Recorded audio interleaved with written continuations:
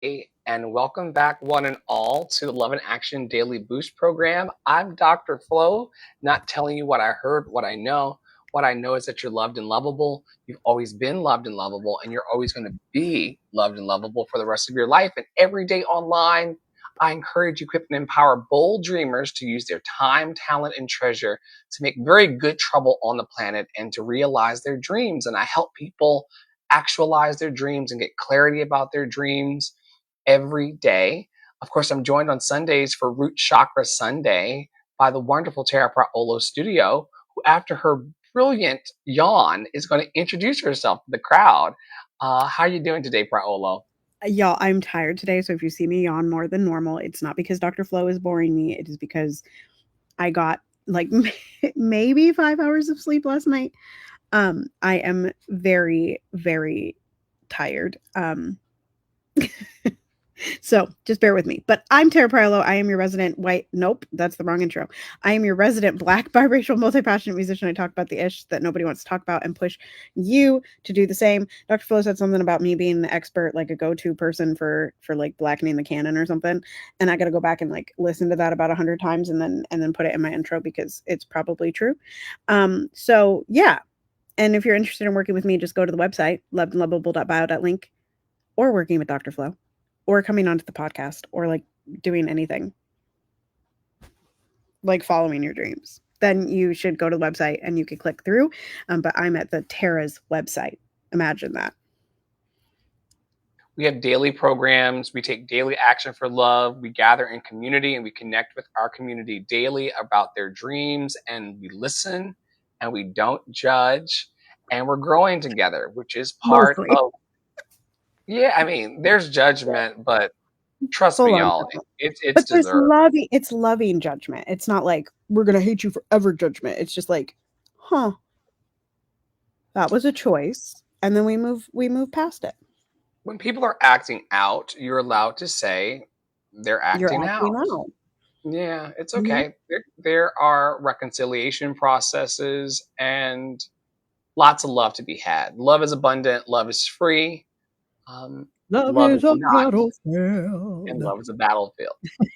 Today, as every Sunday, we are anchoring in our root chakra. The root chakra is the foundation of safety, stability, and strength. And this chakra is known as Muladhara.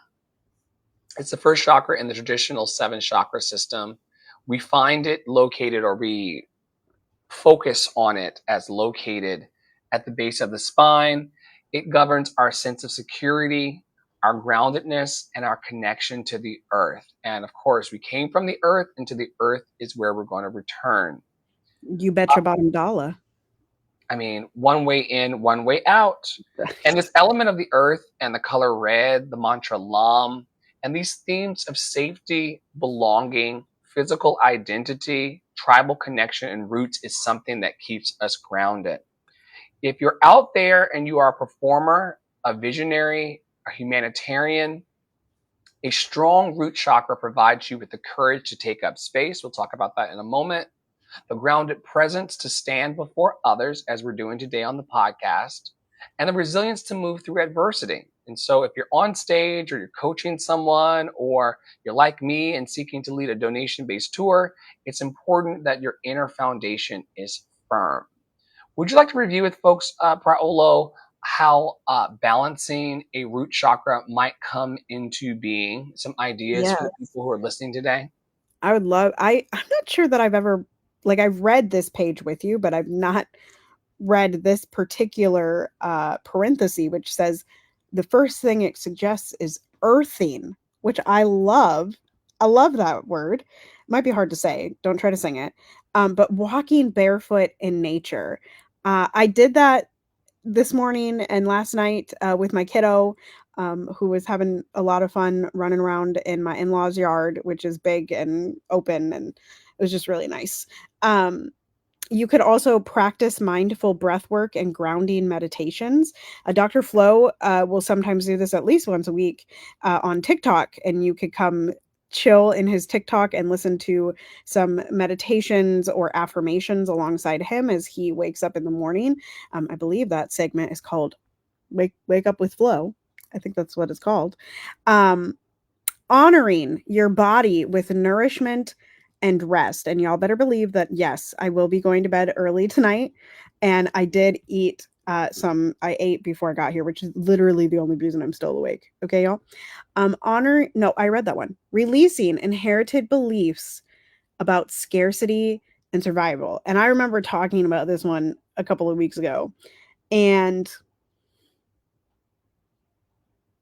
I have so many thoughts on this day about scarcity and how we view it and how it influences our decisions and like how we decide, like, what do I want to say, like how we choose. Like, I often feel like, okay, so for instance, yesterday I was emailed a about an offer of about something, and Dr. Flo knows about this, and my knee-jerk reaction, I haven't talked to Dr. Flo at all about this yet, was like, I'm leaving, like I'm leaving, da da da.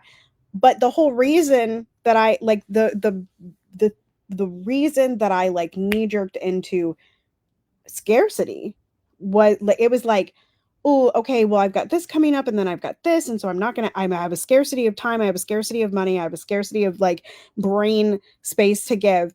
And then I was like, do I want to live that way or do I want to release it? Like, and I remember having a discussion with Dr. Flo with you a long time ago about releasing money, right? Like you have to release the money for it to come back to you. And if we're hoarding money, like first of all, money is fake. Y'all have heard us talk about this on Deconstruction Junction forever, but like, why are we hoarding it? You know, or like, if you have enough to live and you know that you're going to be getting more, like you know that there is money coming, then like why why be scared of losing, you know, some of it now? So anyway, I've been really thinking about scarcity today. um and also like I saw this, I shared it to my stories, but feeding the children in Gaza and like the intentional starvation and the survival that they're having to literally fight for. um yeah, it's just there's so much releasing inherited beliefs about scarcity and survival. Like, how can we be in abundance when we know that others are struggling to survive? And I think that's a large thing that we've been talking about in the clubhouse rooms and beyond over the past few weeks. And it is hard. It is really hard. You know, how do you feel about that one? Especially when $700,000 worth of free food, which I know it's oxymoronic to say, but USAID, a dismantled humanitarian organization, has 700,000 plus dollars worth of food in Dubai that is going to cost another $100,000 to destroy. And it's nutrient dense biscuits to help solve starvation for children and families in war torn countries and also in impoverished countries. And the food's not moving and it's about to expire. And no one's talking about how to get it into the hands and the mouths of the people who need it. This is a contrived scarcity. This is forced hunger. This is forced genocide. And rooting yourself and grounding yourselves in this time, especially with the feed telling us of the horror, but not really connecting us in ways to help us heal it, is ridiculous. We spent a significant amount of an hour this morning jumping from social audio platform to platform, trying to find solid ground to connect. And we ultimately came to the conclusion that the powers that hold and own the algorithms do not really want us to connect in the ways they say they do. And that's the most frustrating part of being a light worker and a healer and a humanitarian in these times. It's that we're trying to release those inherited beliefs about scarcity and survival, and yet the systems want to sell us a titty shaking table on TikTok, or some other product that we don't need. With your mic, you're gonna have to listen to that little chunk back because that was funny. It's got its own like drum. It's like I love it. Oh my gosh. We have questions for you. Y'all know the new format of Boost. We have 10 questions. Maybe I'll read the first five, Dr. Flo will read the second five, and then we will maybe ask each other one each. And then we'll go from there. And we would love for you to answer in the comments if you're here with us right now, or if you're listening to this later on any platform that you are, or bring it to a clubhouse room. If one of these questions stuck out to you, like last week, I remember there was a question about visualizing, and both of us were kind of like, oh, we're going to think about that during the week. Did I think about it during the week? No, honey. But do I remember that I told myself that I was going to think about it during the week? You betcha bottom dollar I do. Okay. So if there's something that stands out to you that you want to discuss in the Spaces with Love and Action Network, please bring it forward. Be bold, as I told one of our community members this week. Okay. So the root chakra. Oh, I have to introduce the week. Hold on. We are in week 30, which means there's only 22 weeks left in the year. But it's going to be okay. Nobody panic. We're not in scarcity. We're in abundance. We're in abundance. Okay. And oh, what a week. Dr. Flo's going to like this week. The theme of the week is the soundtrack of love. Focusing on music as a form of love aligned with our daily chakras that y'all know about. Oh, today's theme, speaking of drums, is grounding in rhythm. My kiddo loves rhythm. Music that brings safety, stability, belonging, or connection to your roots. Ah, yes, bitch. Okay. Here are some questions. Here are the first five. What song reminds you of home or that is what it says here. What song reminds you of home or family and why? Which rhythm or beat makes you feel grounded in your body? Huh. What was the first song you ever truly connected with? How does music help you feel safe or rooted when life feels chaotic? Aw. And what love songs remind you of your ancestry and cultural roots? I'm going to go with question number 2. Which rhythm or beat makes you feel grounded in your body? I I went, oh, I heard you. because well, because like for me, okay, so something that we teach very young kids, and very young kids can get it. They get it. It's just the steady beat. And we all have like a speed that generally between like 90 and 95 for those of you that are type A and want a metronome marking. Um, but we all have like a steady beat that if you just ask people to tap, they're going to tap at some rhythm. Some people are a little bit faster. This is my steady beat. That's it.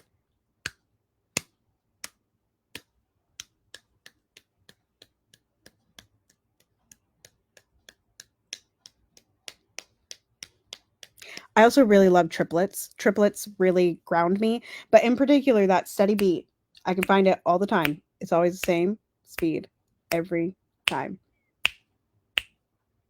Yeah, that's the one that's most grounding. Do you have one?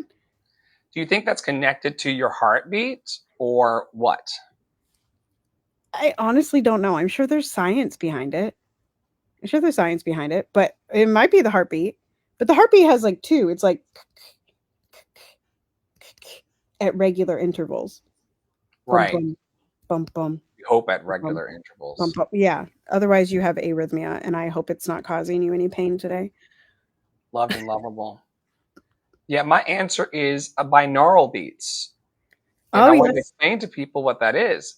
please. Binaural beats are an auditory illusion created when two different tones, each presented to a separate ear, are perceived by the brain as a single pulsing tone. And this perceived tone is a difference in frequency between the two original tones. But these beats are thought to influence brainwave activity, potentially impacting moods, focus, and sleep. And whenever I'm getting a little riled up and a little anxious in life, binaural beats typically behind a 432 hertz frequency, always makes me feel amazing. And I've been sharing it with people all this week. I know it's a little cheesy. I know it doesn't work for everybody. But for me, just going into my noise canceling earphones and just stilling myself and saying, like, yo, you know, chill. It's wonderful.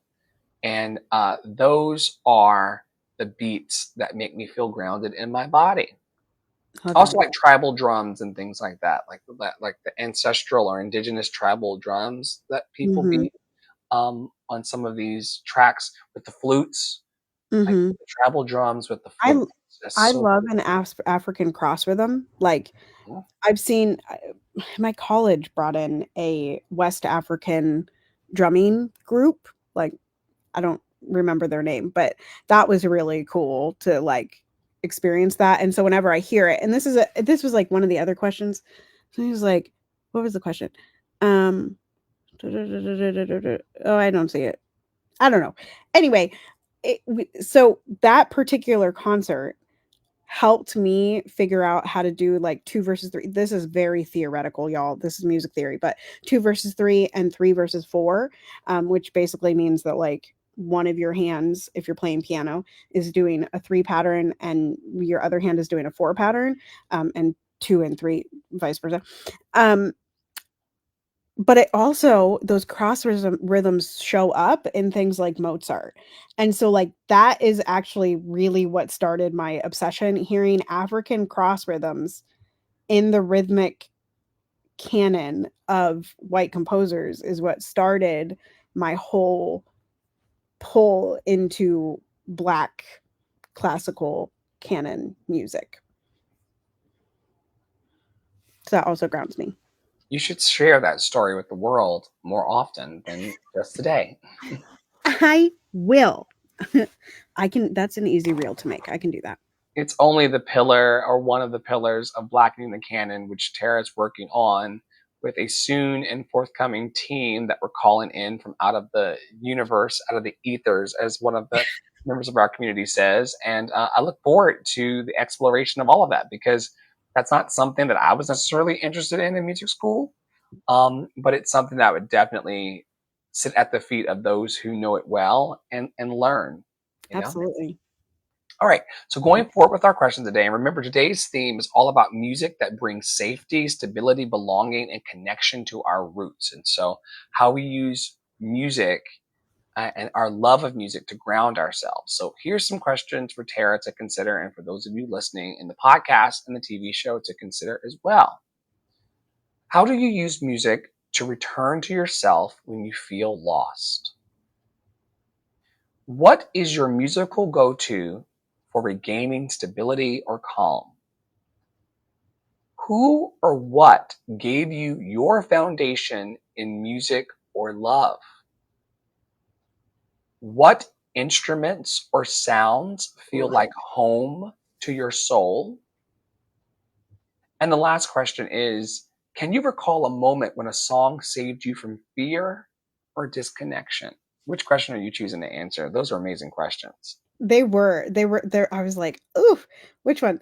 I think, I think I know pieces of the answer to each of these for you, but I would love to hear number 8.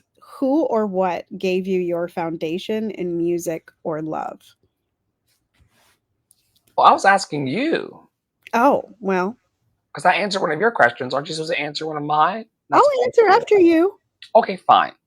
So, who or what gave me my foundation in music or love?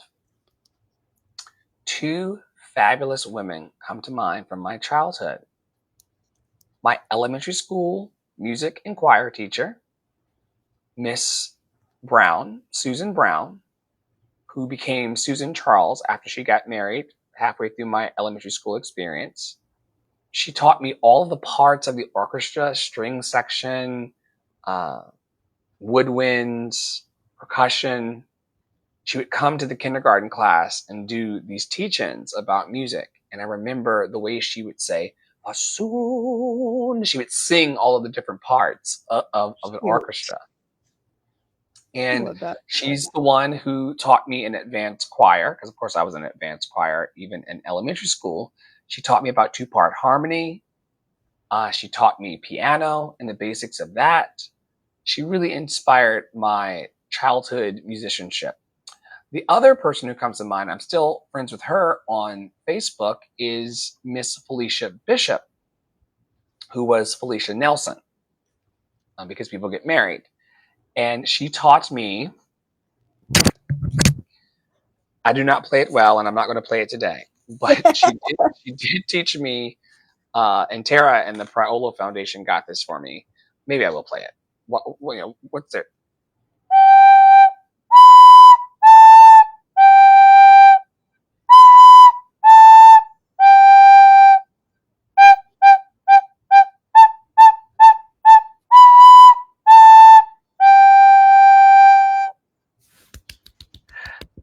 And she taught me how to be see. Thank you so much. Thank you, thank you, thank you, thank you, thank you. She taught me, as I'm now teaching students, how simple and complex music is. Music is a metaphor for our lives. To a lot of people, it looks like crazy notes on the page and crazy markings, and they're really simple in the execution of them, like I just did. But man, oh man, this lady taught me recorder and also concert flute. And I'm not sure if you knew that I was a concert band competition, competitive band geek. I never think it's flute, but yes, I did know that about you. Yeah, it got me into the advanced levels of elementary school music. It got me into honors band in middle school.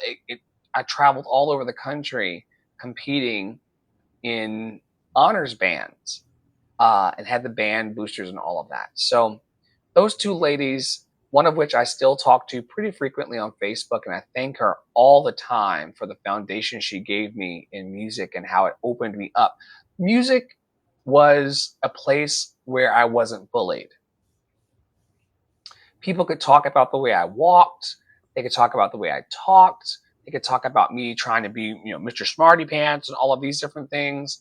But music was something that gave me joy that people also enjoyed about me. And having a foundation in self love that's anchored in the music. And those ladies loved me and loved my musicianship. They saw me as the adult I am now as a child. Like, this kid's going to become one of us. And now I've got camaraderie with those music teachers. And that's why I find camaraderie with you. And I still talk with Miss Nelson, who now has kids of her own, has been teaching for a long time because I'm up there. So yeah, that's my answer. Who or what gave you your foundation in music and love? Multi-leveled. And some of y'all, especially this week, that are like, she's the resident atheist.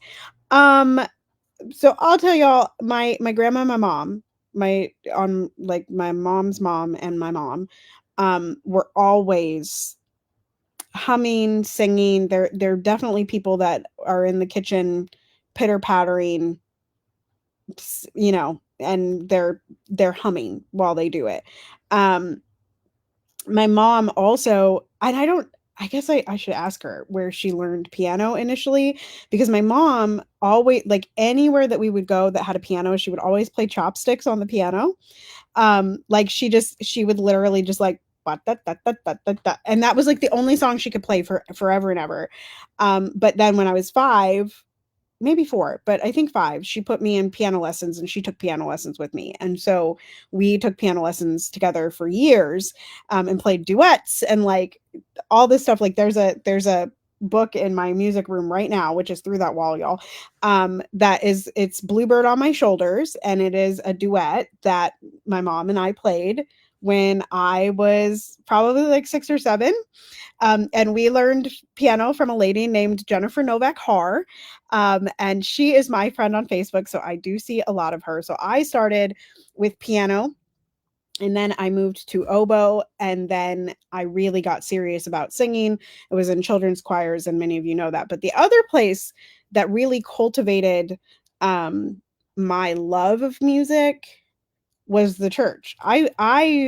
My mom was a worship leader on the contemporary worship team at the Lutheran church. And so, when Dr. Flo does the white canon, the open the eyes of my heart, Lord. My mom was up there singing alto, okay? So mama was up there singing alto, and now she'll still break out into that song. So that's the what. And then the other person who I feel like was really instrumental, at least in the way that I pursued my vocal music, was my fifth and sixth grade uh, choir teacher. And his name was Mr. Sayer. And I'm sure he's dead now, but I wouldn't know. But he was very gray when I had him. And that was also a long time ago, y'all. God, we both look younger than we are. Okay. Praise the Lord. Praise Oh, the Lord. That praise the Lord. black don't crack. Okay. Yes. That is the utter truth.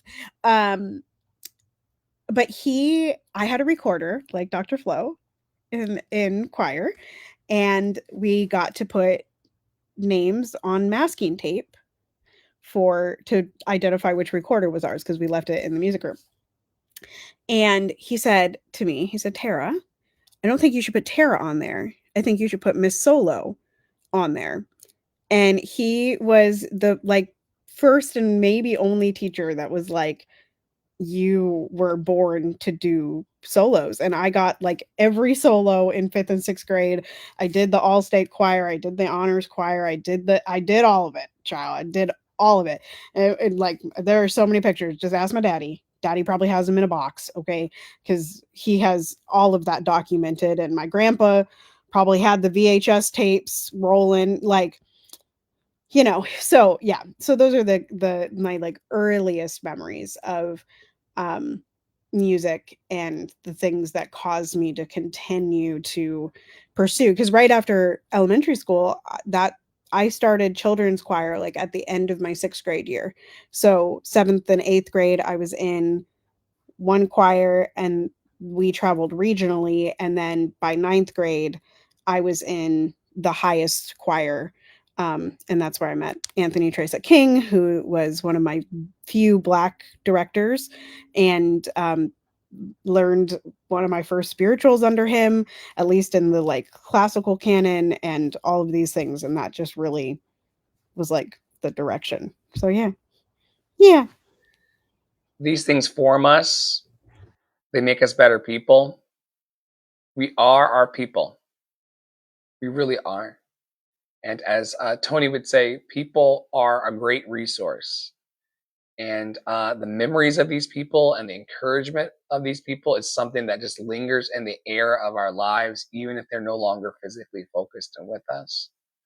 Maya Angelou says, when you rise, take everybody who supported you, whether they're on the earth or whether they have transitioned. When you are rising and ascending, take everybody with you. And we're grateful for our teachers and those who loved us enough to encourage us in our artistry.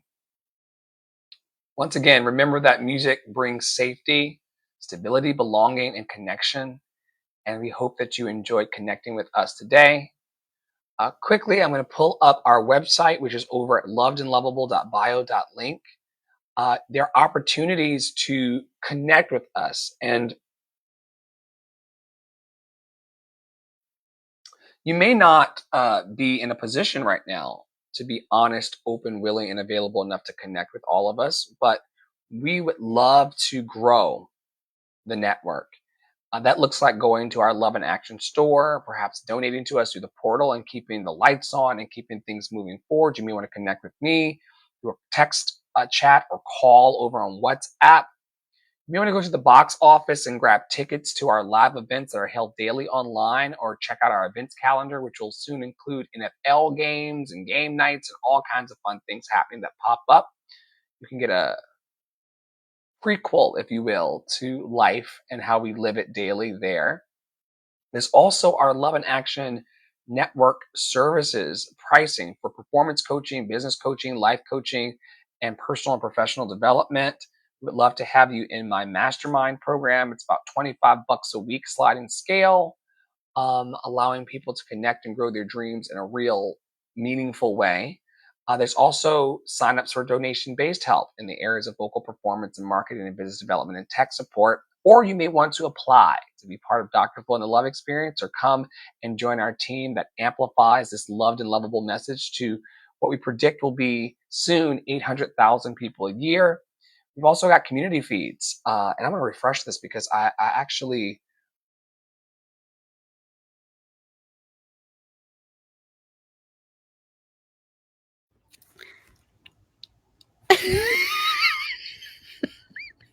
I said, oh, I guess I'm going over the website. I'm going to refresh it. I'm going to refresh the right screen this time. I thought I clicked into that screen. I clicked back over. We now have a new community feed added. I just did a number on myself in front of everybody, loved and lovable. That's so much fun. We've got the LIA newsletter on Substack, the LIA WhatsApp community, our Instagram channel, now added today. While we were in the room, I put our Facebook Messenger bridge because I know some of you really like Facebook and you really like Messenger, and some of you check Messenger more than any other platform. So we're back announcing and flaring the community there if that is your soup du jour. There's also the Dr. Flow official fan club, our clubhouse group. There's my rants on threads. You can also leave a message that we're going to play on the air shortly. Programs like our membership check-in, Dr. Flow and the Love Experience, Unfuckwithable with Flow, which I talked about earlier, our daily interactive rooms on Clubhouse. We've got mock auditions and business rooms and audition prep rooms that are active. Get those tickets up at the box office. For the People's Cabaret, which is a program that will come back soon to highlight the time and talent and treasures of people who want to be seen in their happiness, their healthiness, and their freedom. And also this Pleasure Activism Book Club and a few other readings that we're going to be doing online, including this little gag book that our super fan Angie got for us. You can also take action through Tara's website. She's an amazing facilitator and organizer of magic, and she's doing amazing things personally and professionally. Check out her website and her link tree through our website. We're also calling for justice for Charles McNair. He's a gentleman who's been falsely imprisoned for decades in North Carolina. We care about him a bit more than the people in the community do, frankly, and we keep speaking his name because he's making 30 cents a day. And he should not be making 30 cents a day. And his health is declining. They're not taking care of this Black man because of anti-Blackness in our society. And he's serving a harsh sentence as revenge for things speakable and unspeakable. And so we speak Charles's name today because we care about humans. Same thing goes for the children and the men and women in Gaza. 2 million starving as we speak. We have to continue to speak love and truth and be the voice for the voiceless. You can also check out our membership directory and our map. Our resources page has tons of wonderful things like the emotions wheels, which we haven't reviewed in our community in a while, but I cannot wait to get back to that because God knows we need it. And if you want to also view our mission and our standards and what we stand for, because if you don't stand for something, you'll fall for anything. You can check that out as the bottom link of our site. Tara, what did I not include? Adopt a Black artist. If you're Black and you're an artist, we would love for you to apply. I think that's it. I think so. Yeah. That was the one that I skipped over between the People's Cabaret and Pleasure Activism Book Club. Yeah, Adopt a Black artist. We would love to take you under our wing. There's tons of Black artists that we meet. Some of them are scared of us. Some of them play spiritual whack-a-mole. But y'all need websites. You need link trees. You need cover letters. You need resumes. You need reel overlays. You need handouts to be sticky and attractive. Using the law of attraction, even to be attractive in the universe, you have to amplify something. You have to say Marco so that the universe can say Polo. And so we want to help Black artists, especially because they are sometimes the most, or so-called Black artists, right? Sometimes they are the most marginalized, and they deserve our help and our love, even if it's not popular. And so those are our programs. We hope that you enjoyed today's boost. And on behalf of Poppy Water 33 on our leadership team, Tara Pratt Olo Studio, myself, Andre and the Flow, we want to thank y'all for watching and holding space for love daily. Love is why we are here, and we continue to do that work by encouraging, equipping, and empowering people of all backgrounds to use their time, talent, and treasure for good trouble in their dreams. And I hope you enjoyed us. We see you, Nisi and Loretta and Tony and all the people who frequent uh, the television show on Substack and also listen to us on Spotify, and my TikTok friends, my loved and lovable buddies. Thank y'all for stopping by over on TikTok and just being yourselves. You're easy to love. We will continue to love you. We'll see you soon.